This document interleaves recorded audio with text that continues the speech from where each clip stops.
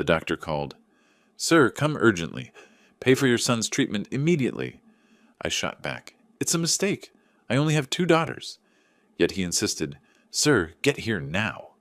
I burst into the room and saw my son-in-law lying there with a sly, triumphant smirk. Right then I understood his vicious scheme, and swore to myself, this time the betrayal won't go unpunished. He's about to face consequences he never saw coming. Before continuing, subscribe to the channel, and write in the comments what time it is in your region right now. My name is Emmett Bishop. I'm 68 years old, and I live in a 2-story house on Oakwood Drive in Austin, Texas. Spent 42 years as a chief accountant for Morrison Construction Incorporated before I retired. Numbers never lie, people do. That's what 4 decades of balancing books taught me. I always believed a man's home should be his castle. Turns out, castles can be conquered from within. Let me tell you about my daughters. Lauren is 37, works in marketing, married to Stephen Morgan. Jessica is 34, calls herself a freelance designer. Though I've seen precious little designing happening, she's married to Michael Turner. 4 years ago, both couples moved into my house. Temporarily, they said, just until they got on their feet.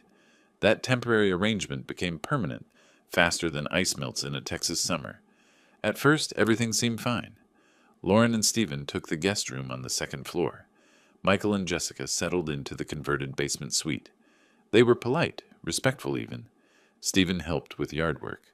Michael fixed the leaking faucet in the kitchen. My daughters hugged me, thanked me for being such an understanding father. I felt useful again, needed.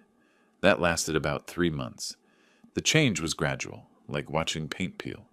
Stephen stopped mowing the lawn, said his back hurt. Michael's helpful phase ended when he discovered my liquor cabinet and my credit cards. Lauren began making comments about my cooking, my clothes, the way I chewed my food. Jessica started treating my home like a hotel where the staff was incompetent. 6 months in, they'd claimed the master bedroom. My bedroom. Lauren stood in my doorway on a Tuesday morning and announced they needed more space. Stephen was right behind her, arms crossed, nodding. Before I could respond, they were moving their furniture in. I spent that night in the guest room, listening to them rearrange my things above my head. I told myself it was temporary. I was a fool. The financial demands started small.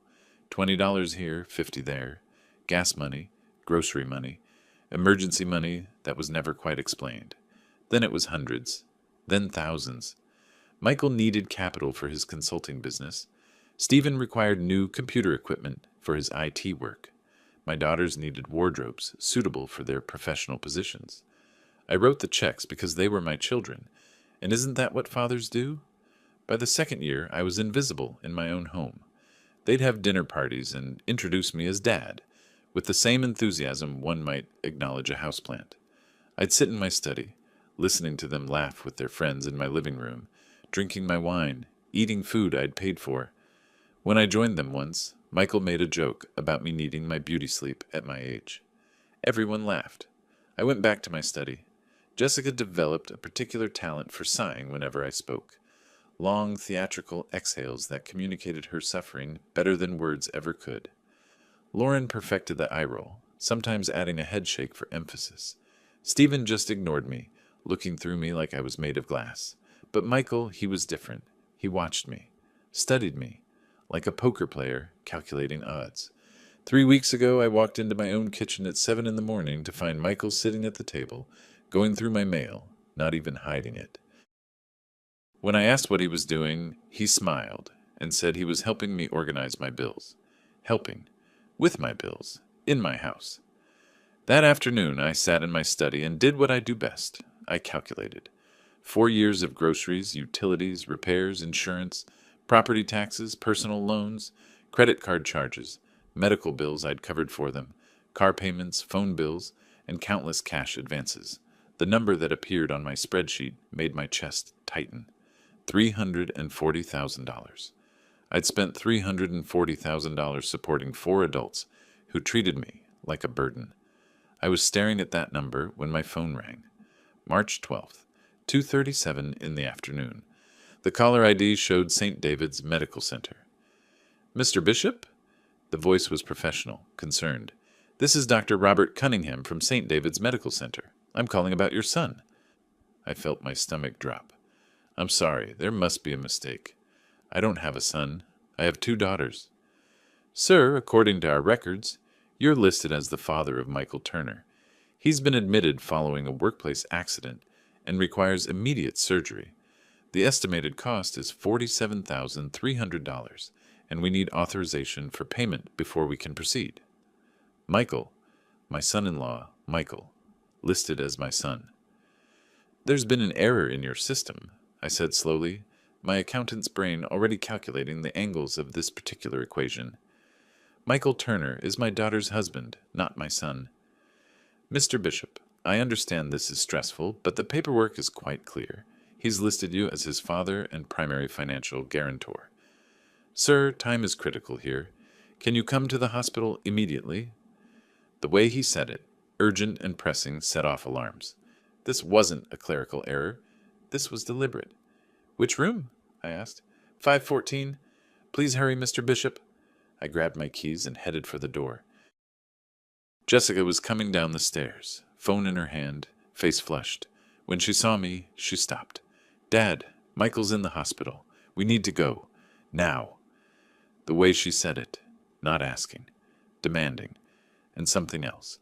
Something I'd seen in Michael's eyes when he'd been going through my mail, calculation. I know, I said.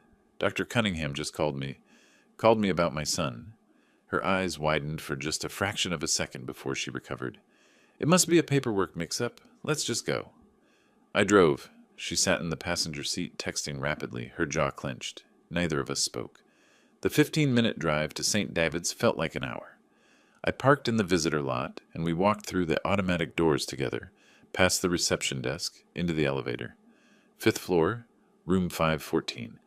The door was partially open. I could see Michael in the bed, his left leg wrapped in bandages, elevated and suspended. He looked perfectly comfortable flipping through channels on the television mounted to the wall. When he saw me in the doorway, his expression changed. Not pain, not relief, something else entirely. He smiled. That smile told me everything I needed to know. It wasn't the smile of someone grateful for help. It was the smile of someone who just played what he thought was a winning hand. Well, well, Michael said, setting down the remote control. Dad, you made it. The way he said Dad dripped with something between mockery and triumph. Jessica moved past me into the room, going straight to his bedside. She took his hand, but her eyes were on me, watching my reaction. The nurse said you called yourself my son on the admission forms, I said quietly. Want to explain that? Michael's smile widened. Simple mistake, Emmett. In the stress of the moment, I must have gotten confused about the relationship box. You know how it is. But hey, since you're here and you're listed as the guarantor, we should probably discuss the payment situation. The surgery costs $47,300, and my insurance won't cover it all. Workplace accident, but there's a deductible issue. I looked at the chart hanging on the end of his bed, walked over, picked it up. Michael's smirk faltered slightly.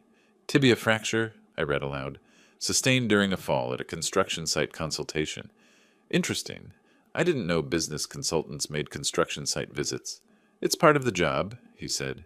Now, about that payment. The admission form here says son, not son-in-law, not family member. Son. And it has my signature, except that's not my signature. Jessica stepped forward. Dad, please. This isn't the time. Michael needs surgery. I looked at my younger daughter, really looked at her.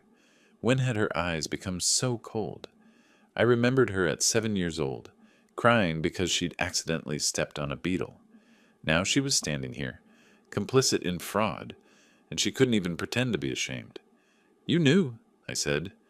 I know my husband needs medical care, and you're arguing about paperwork, she shot back. The door opened behind me. A nurse came in, checked Michael's vitals, made notes on her tablet, and left without a word. In that moment of silence, I saw it all clearly. The 4 years of disrespect, the constant demands, the takeover of my home and my finances. This was just the latest move in a game I hadn't realized we were playing. So let me understand this, I said, keeping my voice level. You forged documents listing yourself as my son, forged my signature as guarantor, and now expect me to pay $47,000 for a surgery you need because of a workplace accident that may or may not have actually happened. Michael's face hardened. It happened.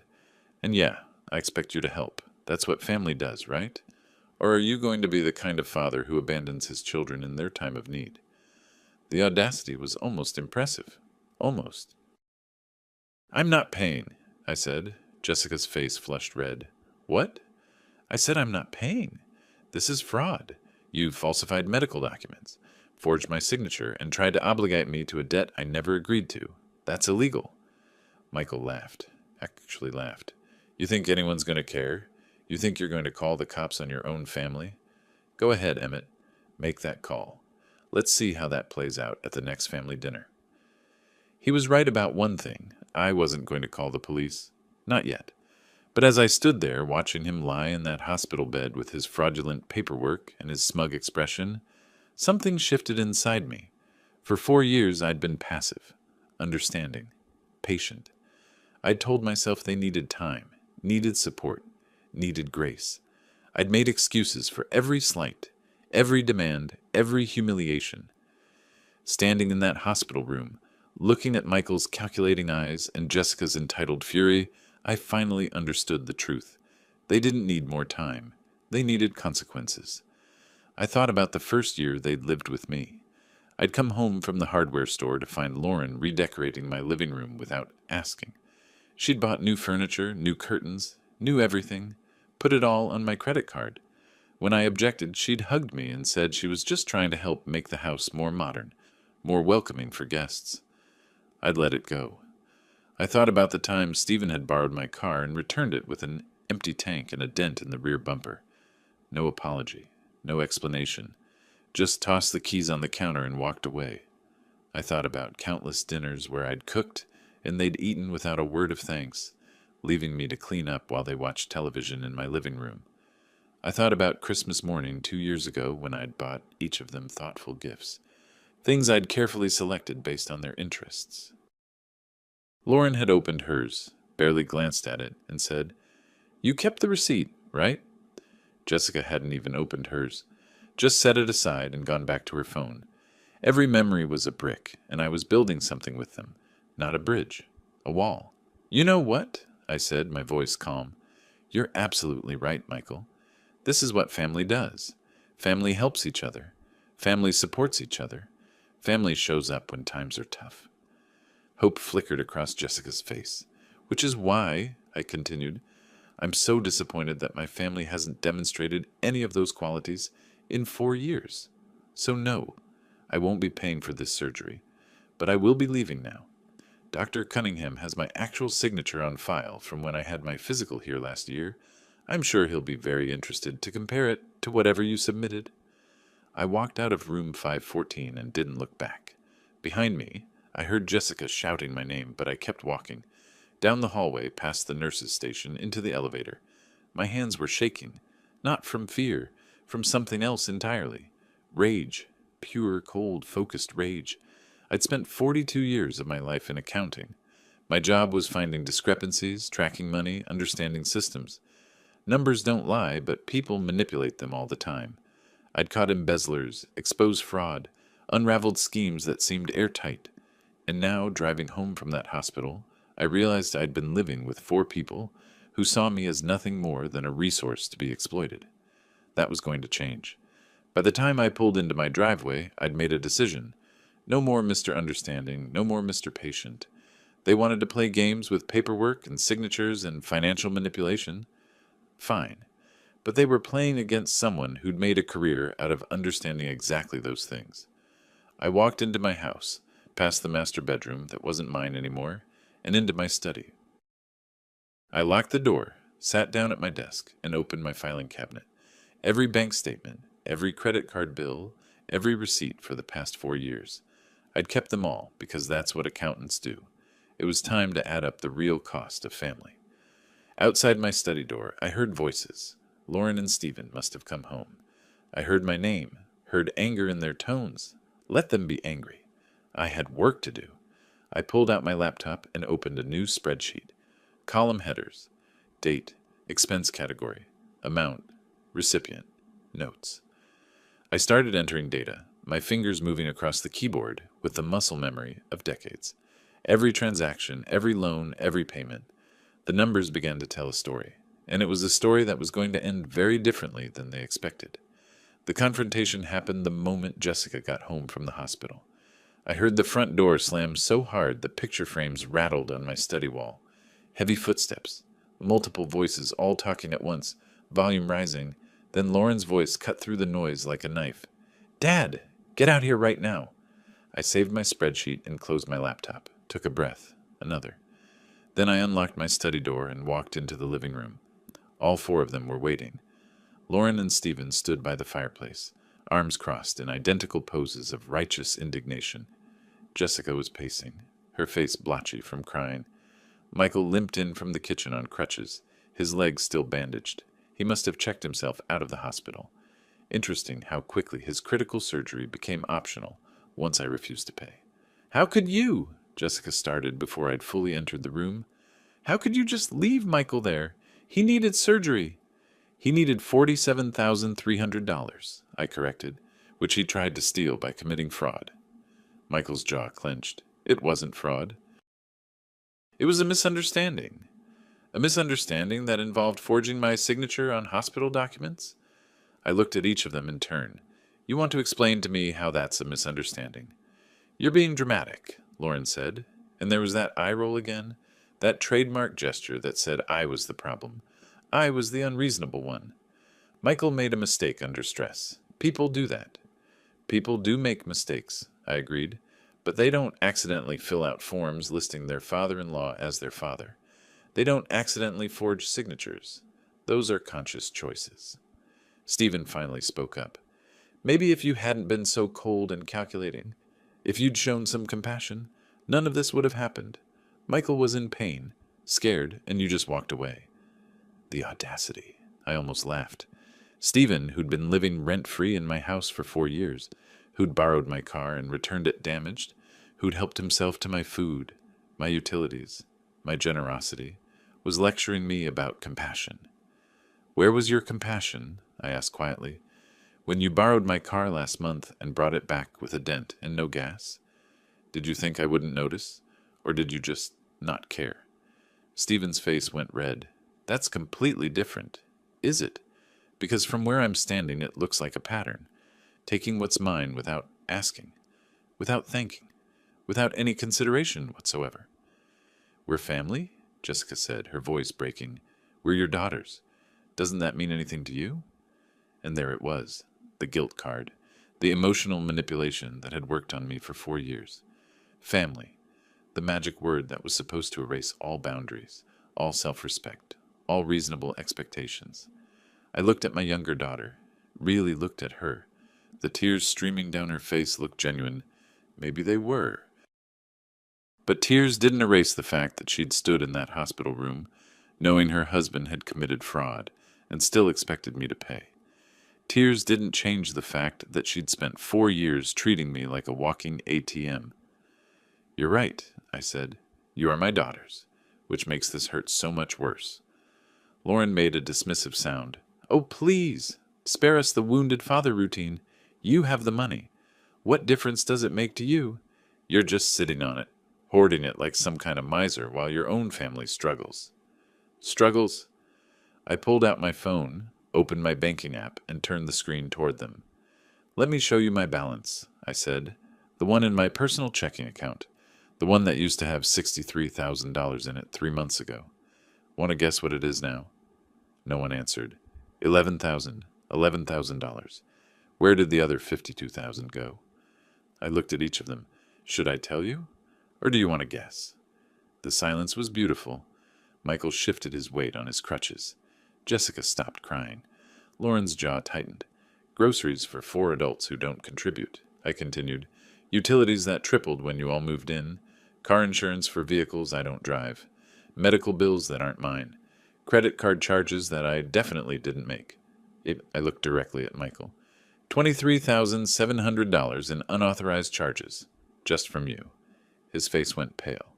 Not ashamed pale. Caught pale. "I don't know what you're talking about," he said.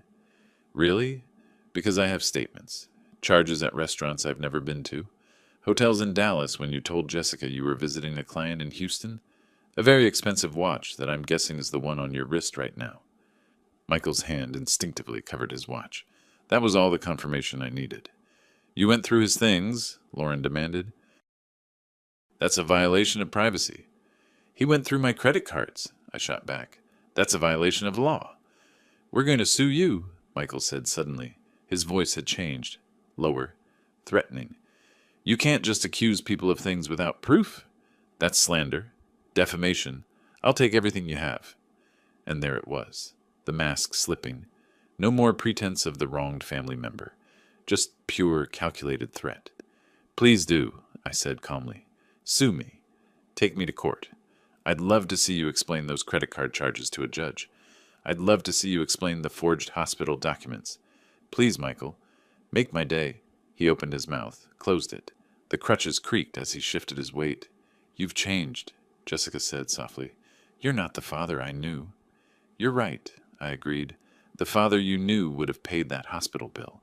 He would have made excuses for you. He would have told himself that family means accepting abuse with a smile. But that father doesn't exist anymore. He died in room 514 when he watched his son-in-law try to con him out of $47,000. I walked to the window, looked out at the street. My house, my life that I'd built and they'd invaded. I need you to understand something, I said, not turning around. I kept detailed records. Every dollar, every transaction, every expense for the past 4 years. Do you know what the total is? No response. $340,000. That's what you've cost me. That's what this family has taken from me. I turned back to face them. So when you talk about my money, remember that a significant portion of it is already gone, into your pockets, funding your lives, while I sit in the guest room of my own house. If you hate us so much, why don't you kick us out? Michael's voice was sharp, challenging. If we're such a burden, tell us to leave. He thought he had me. I could see it in his eyes. He thought I was too weak, too afraid of being alone, too desperate for family to actually follow through. I smiled, not a warm smile. The kind of smile I used to give embezzlers right before I handed my findings to the board. All in good time, Michael. All in good time. I walked back to my study and closed the door. Behind it, I heard them arguing. Loud whispers, accusations, someone crying again. Let them talk. Let them plan. Let them think they still had control. They had no idea what was coming. I reopened my laptop and looked at my spreadsheet. $340,000 in 4 years. Every transaction documented, categorized, time-stamped. An accountant's dream and a fraud's nightmare. But money was just the surface. I needed to know more. Needed to understand exactly who these people were, what they were doing, what vulnerabilities they had. The hospital incident proved they were willing to break laws. What else were they hiding? The next morning, I started making calls. 3 days after the confrontation, I sat across from Gerald Martinez in his downtown office. I'd found Martinez through a referral from a former colleague at Morrison Construction. Best family law attorney in Austin, my colleague had said, doesn't mess around. Looking at Martinez now, I believed it. He was in his early 50s, sharp eyes behind rimless glasses, the kind of man who noticed everything and forgot nothing. Let me make sure I understand, Martinez said, reviewing the documents I'd brought. Your 2 daughters and their husbands have been living in your home for 4 years. No lease agreement, no rent payments, and now one of them has committed fraud using your identity. That's correct. He flipped through my spreadsheets, and I watched his eyebrows rise. $340,000? Give or take a few hundred. I handed him another folder. These are the credit card statements showing unauthorized charges. These are bank records showing cash advances I didn't approve. And these are copies of the forged hospital documents. Martinez studied each page carefully. When he looked up, his expression had shifted from professional interest to something sharper. Mr. Bishop, this isn't just family drama. This is financial exploitation, potentially criminal. I know. Why haven't you gone to the police? Good question. I'd ask myself the same thing. Because they're my daughters. Because despite everything, some part of me still hopes There's a way to resolve this that doesn't involve criminal charges, but I need to protect myself, protect my assets, make sure this never happens again. Martinez nodded slowly. Smart. We can work with that. First thing we need to do is a complete asset review. Everything you own, every account, every piece of property. We need to know exactly what we're protecting. Already done. I pulled out another folder. House valued at $890,000. Fully paid off. Retirement accounts totaling approximately $400,000. Investment portfolio of $230,000. Savings of $11,000 in checking. Another $45,000 in a money market account. Detailed. Martinez looked impressed. This makes my job easier. Now here's what I recommend. We start documenting everything. Every interaction, every expense, every incident. We'll need proof of the unauthorized credit card use. Can you get detailed statements? I have 4 years' worth. Excellent. We should also consider changing all your passwords, cutting off their access to any accounts. Have you done that? Not yet. I didn't want to alert them that I'm taking action. Understandable, but risky. They could drain your accounts before you have a chance to stop them. He made a note. We'll need to move fast. I'll also recommend you set up a living trust to protect your assets from any future claims. And we should look into a formal eviction process, if it comes to that. Eviction. The word hung in the air between us, making it real. How long would that take? I asked. In Texas, if there's no lease agreement and they're not paying rent, they're considered tenants at will. You'd need to give them proper notice, typically 30 to 60 days.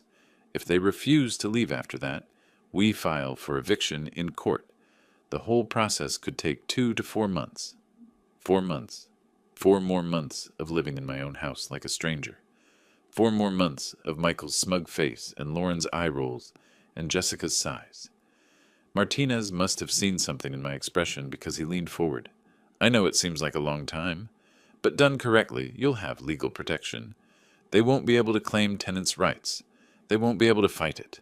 And most importantly, they won't be able to take anything from you on their way out. What about the fraud? The forged documents? That's trickier. You could press charges, but it becomes a criminal matter. Prosecutors would get involved. It would be public. Are you prepared for that? Was I? Pressing charges against my own son-in-law, knowing it would devastate my daughter, fracture what was left of my family forever? Then I remembered Michael's smile in that hospital room, the calculation in his eyes, the way he'd called me Dad with contempt dripping from every letter. Let's keep that option open, I said. For now, I want to focus on protecting what's mine and getting them out of my house. We spent the next hour going through details. Martinez explained trust structures, asset protection strategies, documentation requirements. By the time I left his office, I had a clear plan. Step 1, secure my finances. Step 2, gather more evidence. Step 3, execute. But I needed more information. Martinez could handle the legal side, but I needed to know what I was really dealing with. What else were they hiding? That's when I made my second call. Vincent Cole's office was nothing like Martinez's polished downtown setup. It was a small space above a bail bonds office in East Austin, decorated in what I'd call functional minimalist. A desk, 2 chairs, a filing cabinet, and a computer that looked like it had seen better days. But my colleague had vouched for him. Former IRS agent, he'd said. If there's something fishy in someone's finances, Cole will find it. Cole himself was mid-40s, stocky, with the tired eyes of someone who'd seen too much human nature at its worst. He listened to my story without interrupting, occasionally making notes on a yellow legal pad. So you want me to investigate your sons-in-law? He said when I finished. Find out what they're really up to. Specifically Michael Turner. He claims to run a business consulting firm, but I've never seen evidence of actual work, just money moving around. Cole nodded. That's usually a red flag. Business consulting is a popular cover for all kinds of things. What do you know about his business structure? Almost nothing. He's never discussed it with me? Does he have an office, employees, business license? I don't know. That's what I'll find out. Cole quoted me a price, $1,500 for a basic background check and financial investigation. More if he had to dig deeper. I agreed immediately. One more thing, I said. Stephen Morgan, my other son-in-law, he works in IT. I'd like to know more about what he's been doing on his computer, specifically on my home network. Cole's eyebrow rose. You think he's accessing your accounts? I think it's possible. He's the tech-savvy one. If someone was going to hack into my financial records, it would be him. I can look into it. Can't promise anything without access to the network logs, but I can see what public records show. Employment history, credit reports, that kind of thing. I wrote him a check and left, with the feeling that I'd just hired someone to investigate my own family. It felt wrong. It felt necessary. The next 2 weeks were strange. I continued living in my house, eating meals in silence, avoiding confrontations. But now I was watching. Really watching. I noticed how Michael left the house every morning at 9, dressed in a suit, carrying a briefcase. But he'd return by noon, change into casual clothes, and spend the afternoon on the couch watching television. Business consulting apparently didn't require many actual business hours. I noticed how Lauren and Jessica would huddle together, speaking in low voices that stopped whenever I entered the room. Planning something? Probably how to handle their suddenly uncooperative father. I noticed Stephen in my study one evening when he thought I was out, just sitting at my desk, looking through my things. When I cleared my throat from the doorway, he jumped like he'd been electrocuted. Just looking for paper, he said quickly. Paper's in the supply closet, I replied. Has been for 4 years. He left without another word. I checked my desk afterward. Nothing obviously disturbed, but I couldn't shake the feeling that he'd been searching for something specific. Each observation was another data point, another piece of evidence, another confirmation that I was doing the right thing. 2 weeks after hiring him, Cole called. You're going to want to sit down for this, he said. I was already sitting in my study, door locked, phone pressed to my ear. I'm listening. Michael Turner operates a business called Turner Consulting LLC. It's registered, but just barely. No business license in Austin, no employees, no physical office. But there's a lot of money moving through it. Payments coming in from various shell companies, money going out to other accounts. Classic money laundering setup, or close to it. My chest tightened. How much money? Hard to say exactly without access to the actual accounts, but based on public records and some creative research, I'd estimate he's moved about $180,000 in the past 3 years. None of it properly reported to the IRS. $180,000. Unreported income. Tax fraud. And Stephen Morgan? Clean, comparatively. Regular employment at a tech company. Pays his taxes. No criminal record. But I did find something interesting. He's been running up a lot of charges on subscription services. Software, streaming platforms, online tools. All expensive. All traced back to, let me check my notes, an account ending in 4782. My account. My checking account ending in 4782. $890 a month for the past 18 months, Cole continued. Adds up to about $16,000. You authorize those charges? Absolutely not. Didn't think so. Want me to dig deeper? Yes. I want everything you can find. Every transaction, every account, every piece of evidence. That's going to cost more. I don't care. Find it all. I hung up and sat in the dark study, processing what I'd learned. Michael wasn't just a lazy opportunist. He was actively committing crimes. Tax fraud at a minimum, possibly worse. And Stephen wasn't innocent either. He'd been systematically stealing from me through subscription charges, thinking I wouldn't notice or wouldn't care. The question was what to do with this information. I could turn it over to the authorities, but that meant involving the IRS, potentially criminal prosecutors. That meant my daughters would see their husbands arrested, charged, possibly imprisoned. That meant burning every bridge, salting the earth, making reconciliation impossible. Or I could use it as leverage. Make them leave quietly. Make them understand that I held all the cards and their only option was to fold. I opened my laptop and looked at the numbers again. $340,000 they'd taken. $180,000 Michael had hidden. $16,000 Stephen had stolen through subscriptions. The math was starting to look very different, and that's when I understood how to repay them. Not with anger, not with revenge, but with the one thing I knew better than anyone. Numbers. Cold, hard, undeniable numbers. The same numbers they thought I was too old or too trusting to notice. They were wrong. The next morning, I started with the simplest step. I called my bank. I need to change all my passwords and access codes, I told the representative. All of them. Checking, savings, credit cards, investment accounts, everything. She walked me through the process. New passwords, new security questions, new verification methods, two-factor authentication on everything. When she asked if there was a security concern, I simply said I was updating my accounts. No need to explain that I was cutting off 4 people who'd been bleeding me dry. The whole process took 90 minutes. By the time I hung up, every account I owned was locked down tight. No one could access them without my explicit permission. No one could make charges, transfers, or withdrawals. The ATM was closed. I sat back in my chair and waited. It took exactly 4 hours for the first reaction. I was in the kitchen making lunch when Michael came storming in, his phone clutched in his hand, face flushed with anger. "My card was declined," he said. No greeting, no preamble, just accusation. "Was it?" I continued, spreading mustard on my sandwich. "That's unfortunate. Don't play games with me, Emmett. I tried to buy lunch and the card was declined. Your card? The one you gave me for emergencies?" "I gave you?" I looked up, genuinely curious. "I don't remember giving you a card. I remember you taking one from my wallet 2 years ago. Different thing entirely." His jaw clenched. "Whatever. The point is, I need it working." "I have expenses." "I'm sure you do. Hotels in Dallas when you told Jessica you were in Houston. Those expensive dinners at restaurants I've never been to. That watch you're wearing that costs more than most people's monthly rent." I took a bite of my sandwich. "Quite a lot of expenses." The color drained from his face, then returned twice, as red. "You've been spying on me?" "I've been reviewing my own financial statements. Something I should have done years ago." I wiped my hands on a napkin. "The card isn't going to work anymore, Michael. None of them are.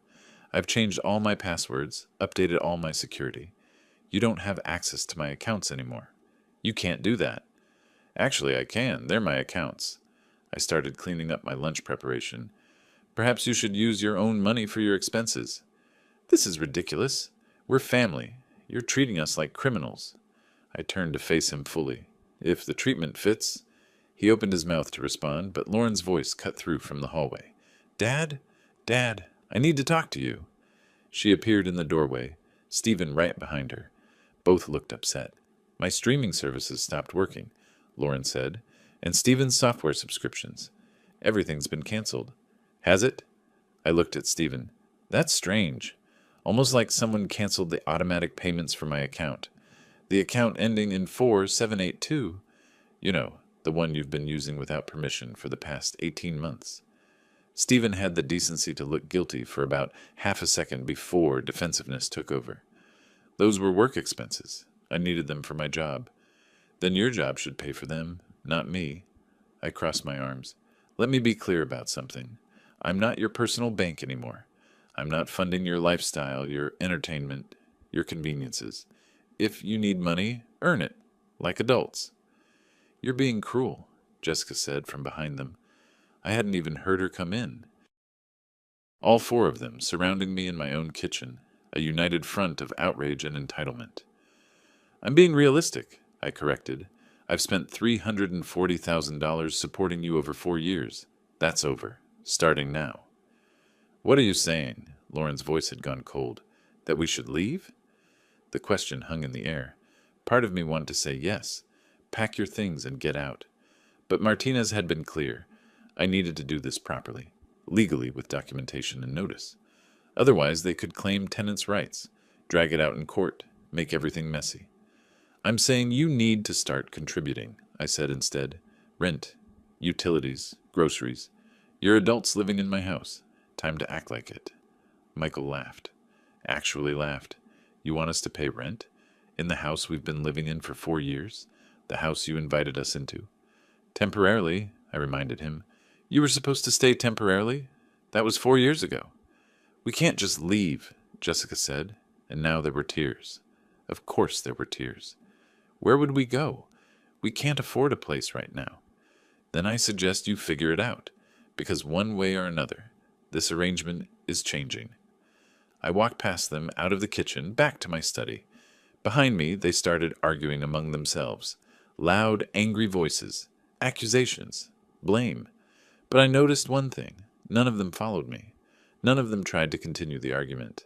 Because they knew. Deep down, they knew I was serious this time.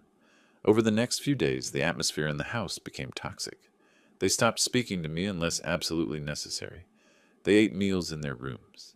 They left passive-aggressive notes, dishes in the sink, lights left on, little complaints about my behavior, my choices, my existence. I documented everything, every note, every silent treatment, every hostile glare. Martinez had said to keep records, and I was keeping records. A week after I'd cut off their access to my accounts, Cole called again. "Got something interesting," he said. "Michael Turner filed taxes for 2022, but the numbers don't match what's actually going through his business account. He reported $32,000 in income. His actual deposits were over $90,000. And 2023? Worse. Reported $40,000, actual deposits were about $95,000. This year's looking similar. He's systematically underreporting his income by more than half." I did the math quickly in my head. That's about $180,000 in unreported income over 3 years. Give or take. With penalties and interest, he's looking at owing the IRS somewhere around $340,000. $340,000. The exact amount he and the others had cost me.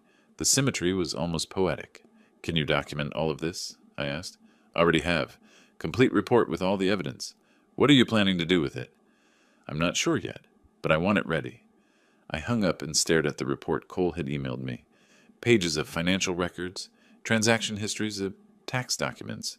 Everything needed to prove Michael Turner was a tax cheat. The question was whether to use it. Martinez called that afternoon with an update on the legal side. "I've drafted the living trust documents. Once you sign them, your assets will be protected. The house, the retirement accounts, the investments, all held in trust. Your daughters won't be able to claim them as inheritance if something happens to you. And the beneficiaries? As you specified.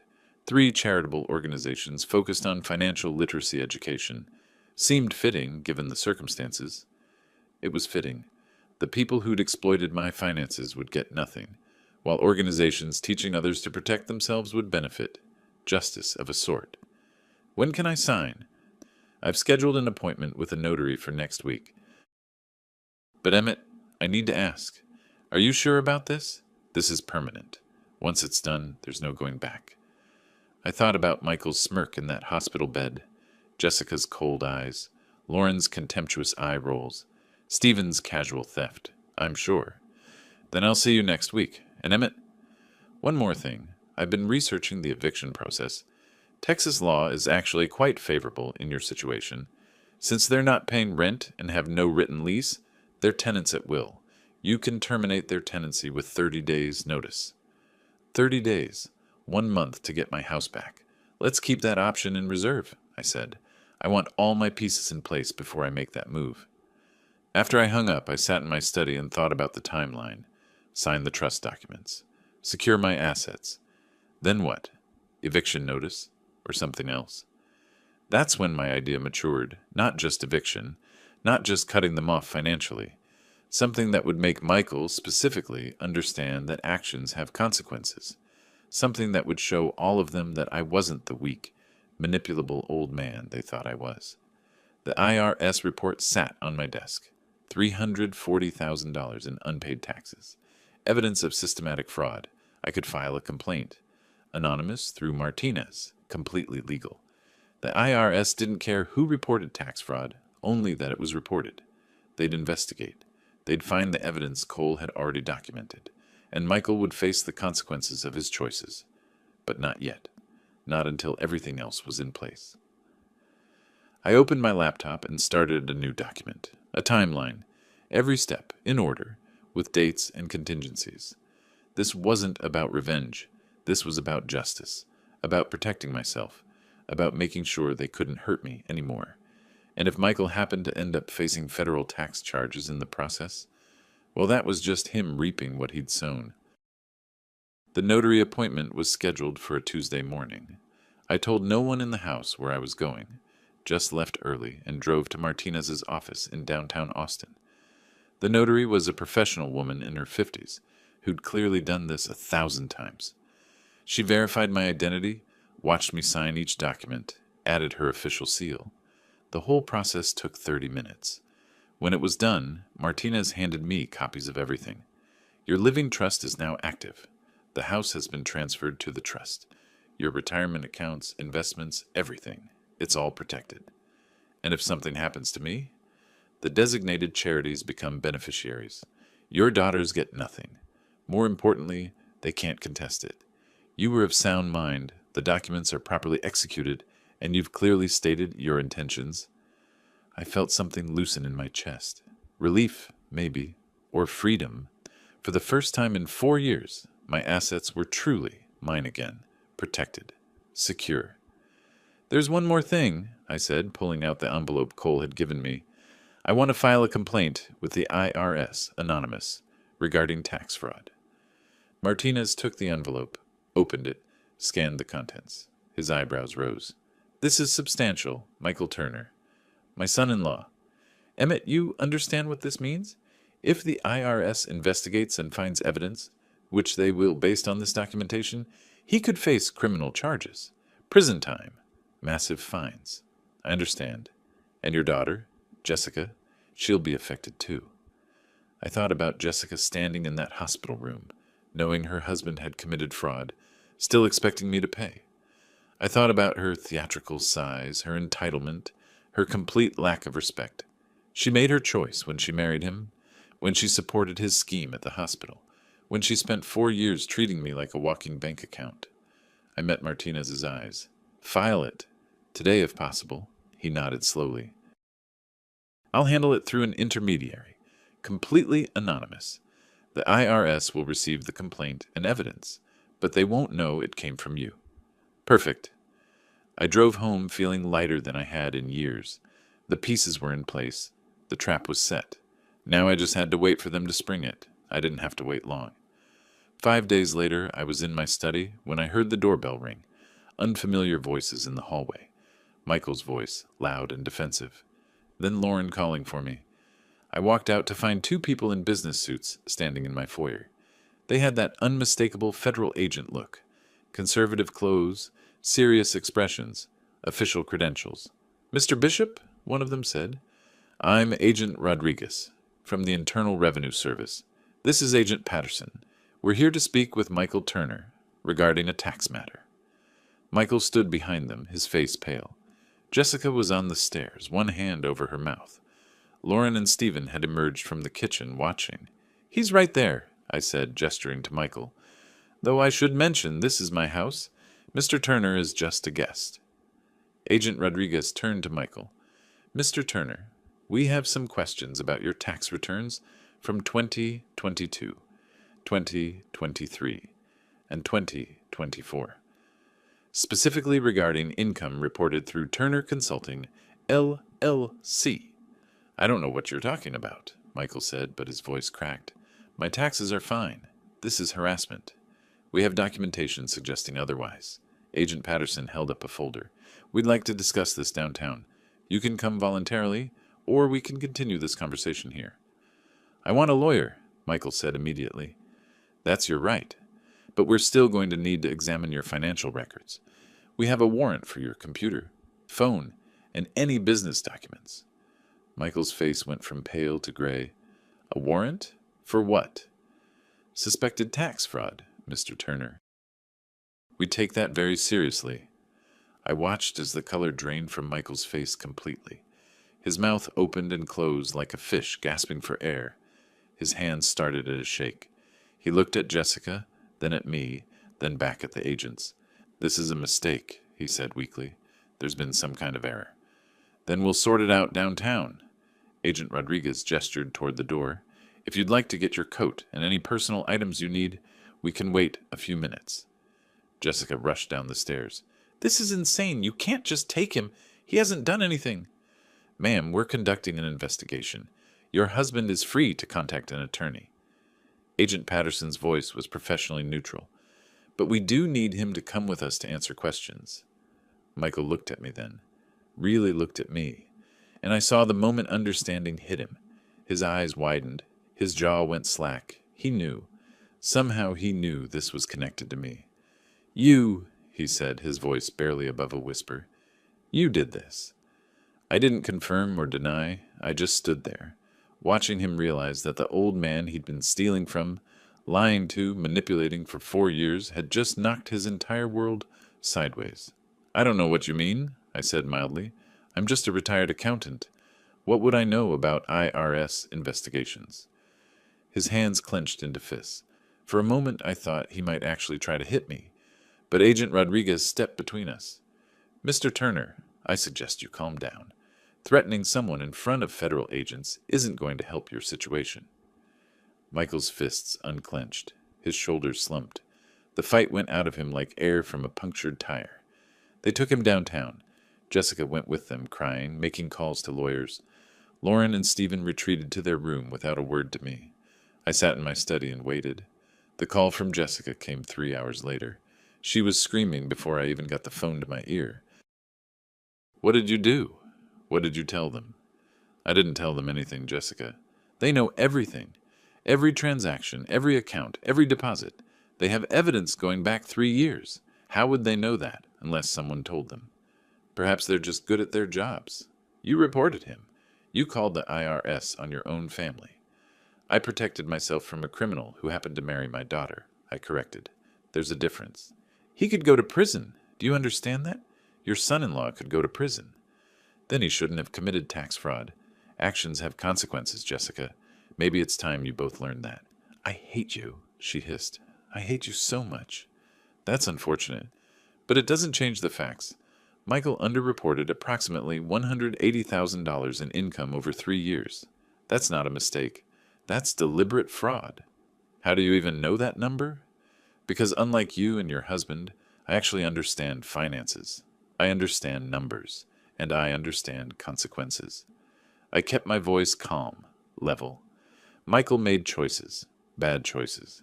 Now he gets to live with them. She hung up on me. I set the phone down and realized I was smiling. That evening, all 4 of them confronted me in the living room. Michael was back, looking shell-shocked. Jessica's eyes were red from crying. Lauren and Stephen flanked them like backup in a street fight. The IRS is investigating me, Michael said flatly. They say I owe $180,000 in back taxes, plus penalties and interest. The total could be $340,000. $340,000. Exactly what they'd cost me. The universe had a sense of humor after all. That's terrible, I said. I hope you have a good lawyer. Don't play innocent, Lauren snapped. We know you did this. You reported him. Can you prove that? The silence was delicious. They knew, but they couldn't prove it. And even if they could, what would they do? Report me for reporting tax fraud? The logic didn't work, and they knew it. You're destroying this family, Jessica said, her voice breaking. No, I said quietly. This family destroyed itself. The moment you decided I was just a resource to exploit. The moment Michael forged hospital documents. The moment you all treated me like I was invisible in my own home. I looked at each of them. I didn't destroy anything. I just stopped letting you destroy me. Michael's face had gone from shock to rage. Red crept up his neck into his cheeks. His hands shook, not with fear now, but with fury. You think you're so smart, he said, his voice low and dangerous. You think you've won? But you're just a lonely old man who's going to die alone because he pushed away everyone who cared about him. Cared about me? I actually laughed. Michael, you listed yourself as my son to steal $47,000. That's not care. That's fraud. You've been stealing from me for 4 years. That's not family. That's a con. We needed that money. Then you should have earned it honestly. Instead, you committed crimes. Multiple crimes.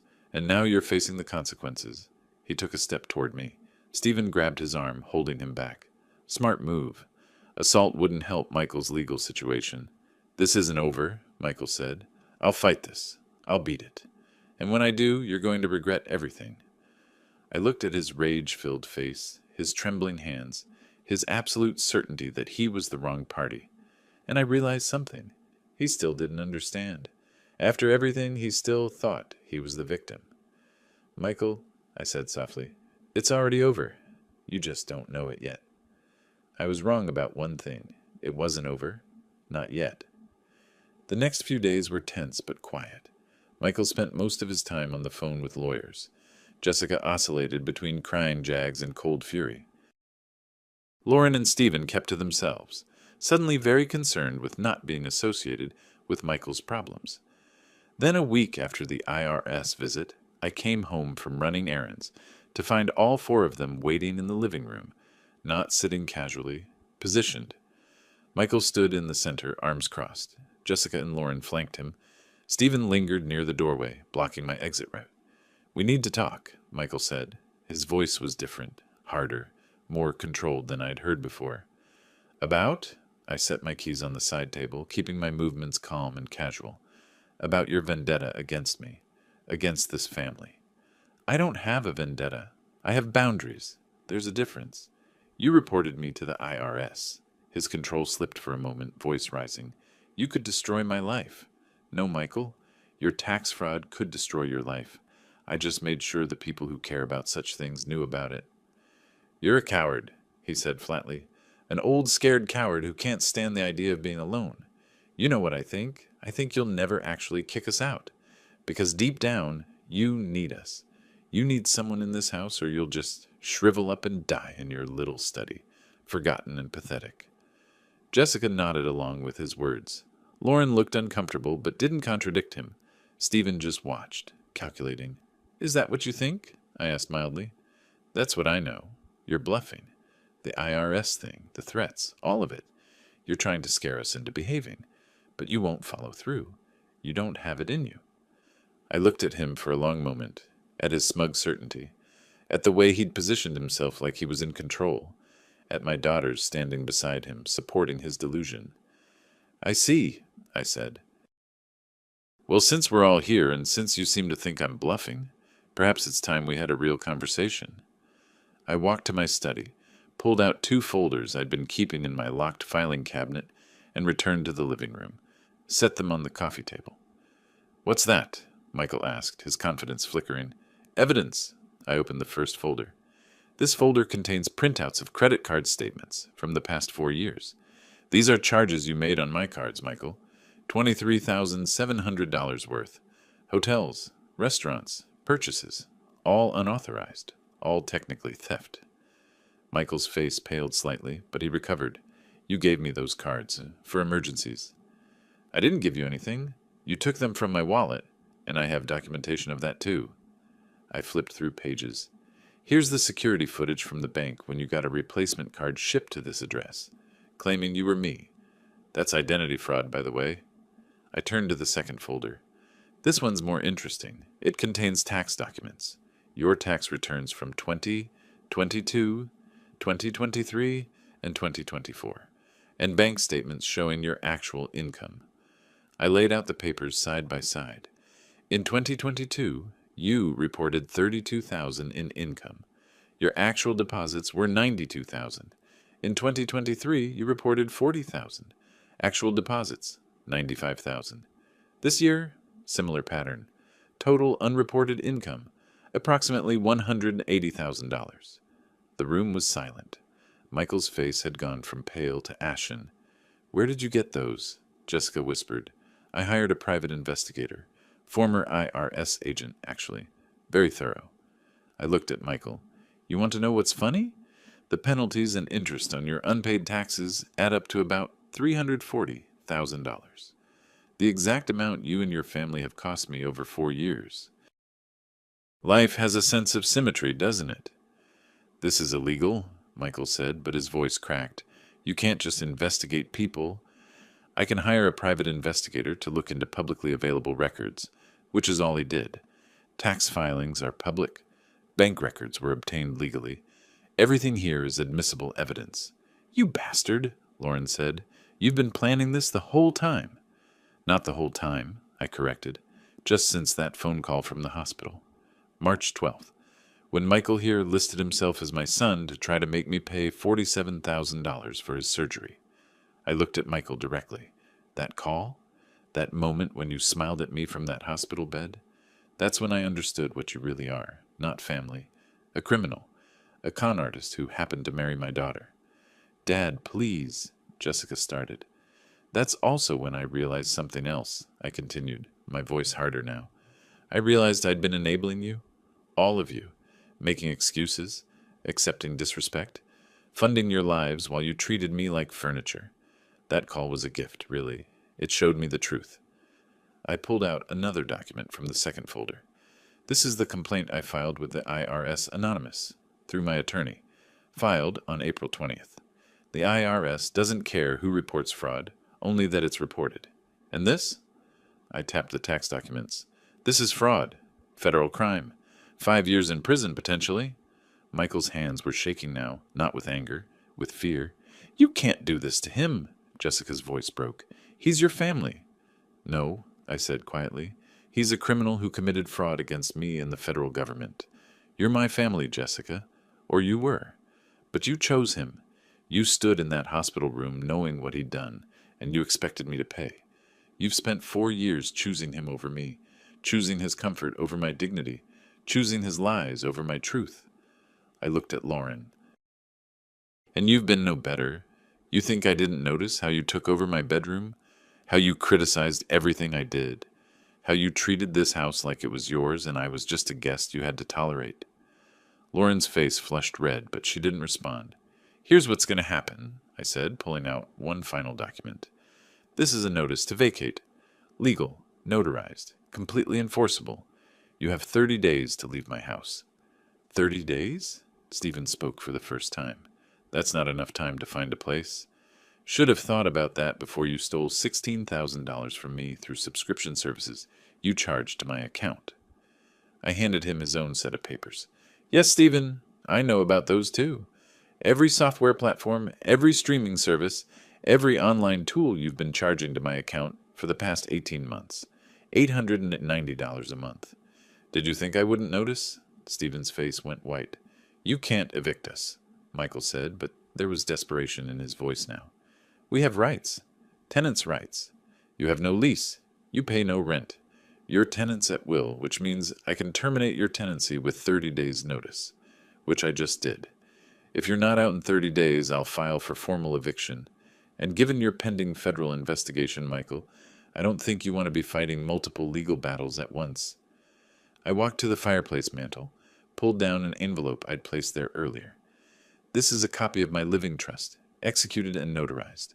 My house, my investments, my retirement accounts, all held in trust. The beneficiaries are 3 charitable organizations focused on financial literacy. Not you, not your children, should you have any. When I die, you get nothing. Jessica made a sound like a wounded animal. You're cutting us out completely? I'm protecting what's mine from people who've demonstrated they can't be trusted. Yes. We'll fight this, Michael said, but the fight had gone out of his voice. We'll get lawyers. You'll what, Michael? Sue me for protecting my own assets? Contest a properly executed trust? Fight an eviction you have no legal grounds to oppose? I shook my head. You're welcome to try. But you might want to focus on the federal tax charges first. Those are a bit more urgent. I looked at each of them in turn. My daughters, who I'd loved and supported and believed in. Their husbands, who I'd welcomed into my home. 4 people who'd spent 4 years taking everything they could from me and giving nothing back but contempt. That call from the hospital, I said softly. When Dr. Cunningham said he was calling about my son, and I said I didn't have a son, and he insisted, and I came to that hospital, and saw you, Michael, with that smile on your face. I paused. That's when I understood your evil plan. Fraud, theft, manipulation, and I realized something important. I picked up the folders, held them up. I realized that if you were going to treat me like a mark, I was going to treat you like a case. And I'm very good at building cases. 42 years of tracking money, finding discrepancies, catching thieves. You picked the wrong mark, Michael. You really did. The silence in the room was absolute. Michael's face had gone from ashen to gray. His mouth opened and closed, but no words came out. Jessica was crying, silent tears streaming down her face. Lauren stared at me like she'd never seen me before. Stephen looked like he wanted to disappear through the floor. 30 days, I repeated. That's generous considering what you've done. I suggest you use them wisely. I walked back to my study, closed the door, and locked it behind me. Through the wood, I could hear them talking, arguing, panicking, and for the first time in 4 years, I felt free. They didn't go quietly. The next morning, I woke to find my car tires slashed. All 4 of them, clean cuts, deliberate damage. I called the police, filed a report, documented everything with photographs. The officer asked if I had suspects.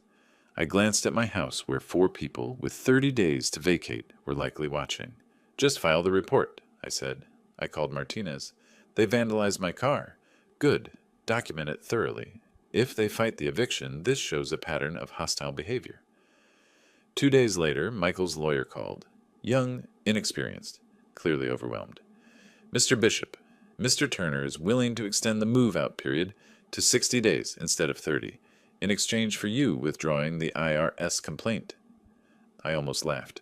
First, I can't withdraw an anonymous complaint. The IRS doesn't work that way. Second, even if I could, I wouldn't. Your client committed federal tax fraud worth $180,000. That's between him and the government. Mr. Bishop, you have to understand the position this puts my client in. Your client put himself in this position. He forged hospital documents, used my credit cards without permission, lived in my house rent-free while stealing from me. I'm not negotiating. I'm evicting him. I hung up. He called back twice more. I didn't answer. That afternoon, Jessica appeared at my study door, eyes swollen from crying. Daddy, she said, using the childhood name she hadn't called me in years. Please, can we talk? I gestured to the chair. She sat, twisting her hands. I'm sorry. For everything. For taking you for granted. For not standing up to Michael. But please, Dad, he could go to prison. Doesn't that matter to you? He should have thought about that before committing crimes. But I'll lose everything. My marriage, my home, my future. You lost those things when you chose to support fraud in that hospital room, when you expected me to pay for documents you knew were forged. I looked at her directly. You made your choice, Jessica. You chose Michael over your father. Now you live with it. Please, she whispered, isn't there anything I can do? Move out in 30 days. Build a life that doesn't depend on exploiting others. Learn that actions have consequences. She left crying.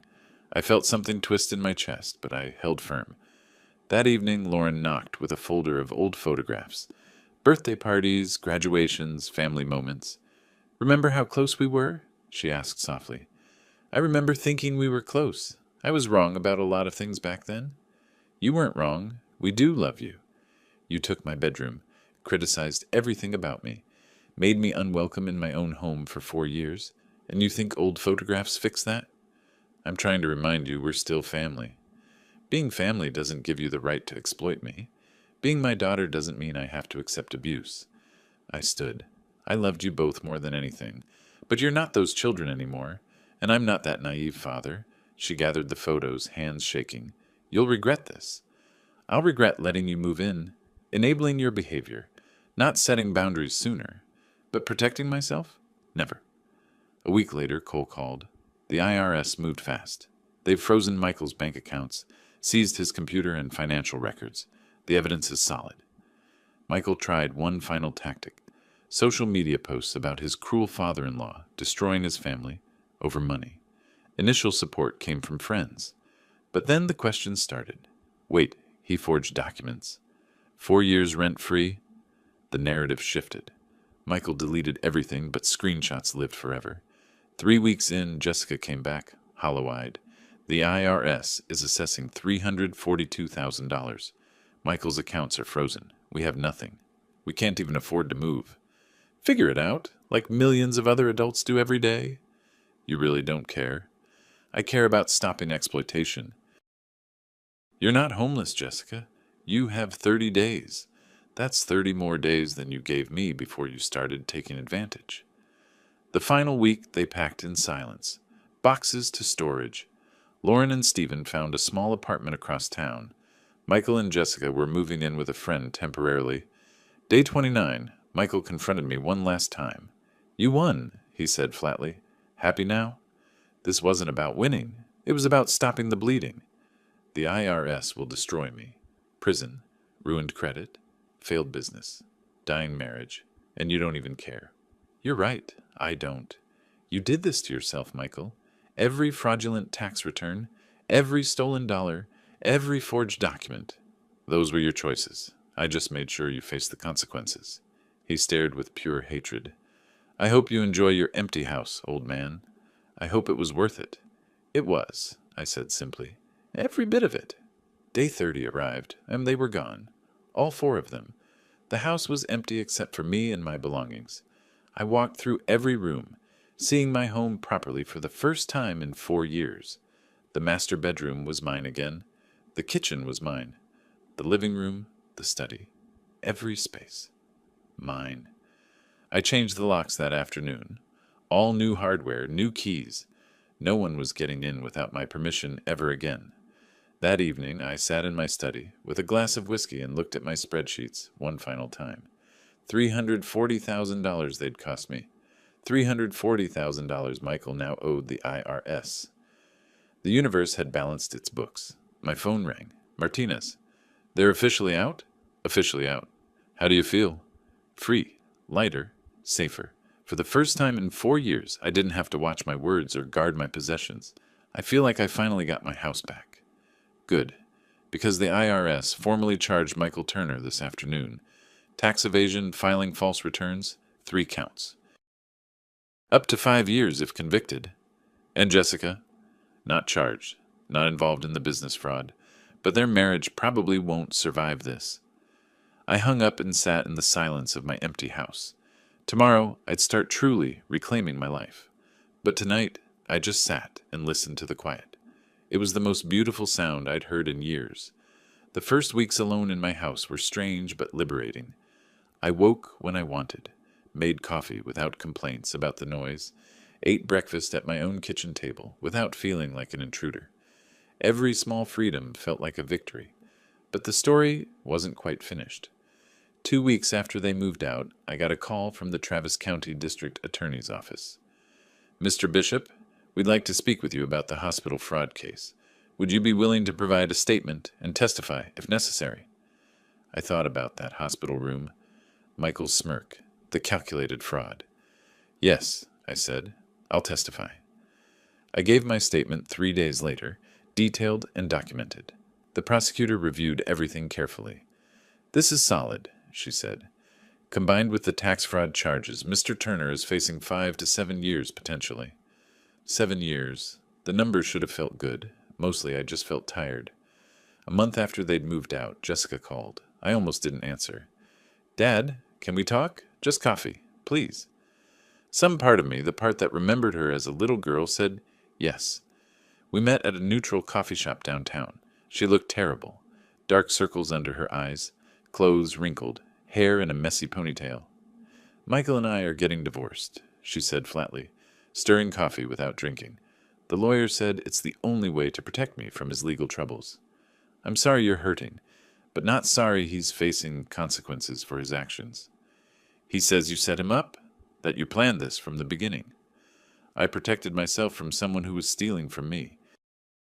That's self-defense, not a setup. She was quiet, turning her cup in circles. I didn't know. About the taxes. About how much he'd stolen. I swear. You knew about the hospital fraud. Her face crumpled. I thought you'd just pay. I thought it would be easier than fighting. You thought I was too weak to stand up for myself. Too desperate for family. Too afraid of being alone. I kept my voice gentle but firm. You were wrong. I know. Tears fell. I'm so sorry, Dad. I wanted to comfort her, to hug her and say it would be okay. But I'd learned something. Sometimes comfort enables.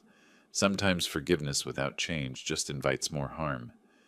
I appreciate the apology, but I can't go back to how things were. Not until I know you've actually changed. Not just that you're sorry you got caught. What does that mean? Build a new life. One that doesn't depend on exploiting others. One where you support yourself and understand that family isn't a license to abuse. I stood. When you've done that, if you've done that, maybe we can talk again. I left her crying. It hurt, but it was the right kind of hurt. Lauren sent letters. Long, emotional letters about family and forgiveness and second chances. She talked about memories, good times, how much she missed her father. I read each letter once, then filed them away. What was there to say? 6 weeks after they'd moved out, my doorbell rang. Stephen stood there, alone. I opened the door, but didn't invite him in. Mr. Bishop, I wanted to apologize. For everything. For the subscriptions, for taking advantage. He handed me an envelope. I've paid back $5,000 so far. This is the first payment. $500. I'm sending monthly payments until it's cleared. I looked at him. Stephen had always been the quietest, the one who went along rather than initiated, not innocent, but not the ringleader. I appreciate that, I said. Thank you. Lauren doesn't know I'm here. She'd be angry. But I needed to do this for me. He met my eyes. Why did you do it? You could have afforded the subscriptions yourself. He looked down. Because I could. Because it was easy. Because Michael made it seem normal, like everyone does this to their in-laws. I'm not making excuses. I was wrong. I know that now. After he left, I opened the envelope. $500 in a money order and a letter. Shorter than Lauren's, more honest. Acknowledgement of specific wrongs. A plan for repayment. No expectations of forgiveness. Maybe someday there'd be a path forward, but not today. Summer passed quietly. I fell into new routines. Morning coffee on the back porch. Afternoons working on my clock collection. Evenings reading or playing chess against myself. Simple pleasures I'd forgotten existed. In late summer, nearly 3 months after the eviction, Martinez called with news.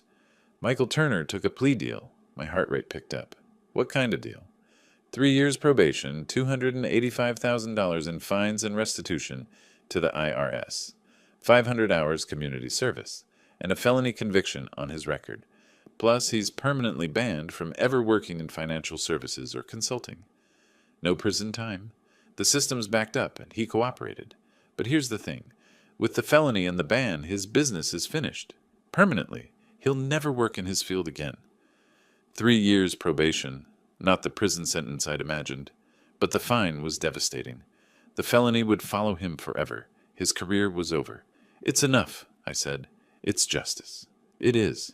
You won, Emmett. Completely. After I hung up, I sat in my study and looked around at my reclaimed space. My house, my life, my peace. They'd tried to break me, to use me, to reduce me to nothing more than a source of money, while treating me with contempt. Instead, I'd broken free. Justice, I decided, tasted a lot like freedom. October came with golden light. I worked on a vintage 1890s clock. Intricate work requiring patience and precision. Martinez texted, "Final court order. Turner case closed." I called immediately. "It's done," he said. Michael pleaded guilty. 3 years probation, $285,000 in fines, 500 hours community service, permanent bond from financial consulting. And the hospital fraud? Dropped in the plea deal. But the conviction means he'll never work in financial positions again. His career's over. How's he taking it? Not well. Jessica filed for divorce. He's in Round Rock, warehouse supervisor, $15 an hour. Every penny goes to IRS payments. $15 an hour. After years of cons and schemes. The symmetry was poetic. Lauren appeared at my door one afternoon, looking different. Thinner, tired, but more real. "I wanted to give you something," she said, handing me an envelope. A check for $2,000. "We're paying you back, $500 monthly, more when we can." "What changed?" I asked. "Having to actually support ourselves.